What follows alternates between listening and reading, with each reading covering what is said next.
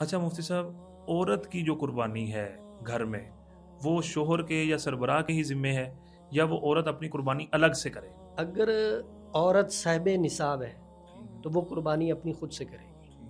अगर साहिब निसाब नहीं है, साहिब निसाब खामिद है, तो खामिद अपनी कुर्बानी करेगा, औरत की कुर्बानी करने का वो ज़िम्मेदार नहीं है।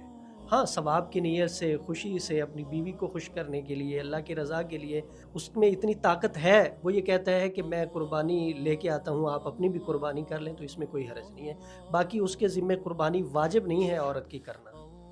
औरत साहिब निसाब है या नहीं है। अच्छा मुफ्ती साहब, इन मौके पे देखने में ये आता है कि खातून खाना के पास जेवर मौजूद होता है, लेकिन वो ये कहती है, वो हीला ये बना लेती, बहाना ये बना लेती कि ये तो मुझे ससुराल की तरफ से मिला है, ये तो मेरा मिल्कियत है नहीं, ये तो मेरे खामद की मिल्कियत है, लिहाजा ये उसके ऊपर कुर्बानी है। तो ऐसी सूरत में आप क्या कहेंगे? देखिए, जेवर की जो मालिक होती है वो खातून ही होती है, संभाल के भी वही रखती है और मिला भी उसे ही होता है। उसके पास जेवर है 7.5 तोले, तो उसके ऊपर कुर्बानी वाजिब है। अगर 7.5 तोले नहीं है और थोड़ा है और उसके साथ उसके पास नकदी है जिसकी कीमत 52 तोले चांदी की बनती है या इससे कम, तो उसके ऊपर कुर्बानी वाजिब है, साहिब निसाब है।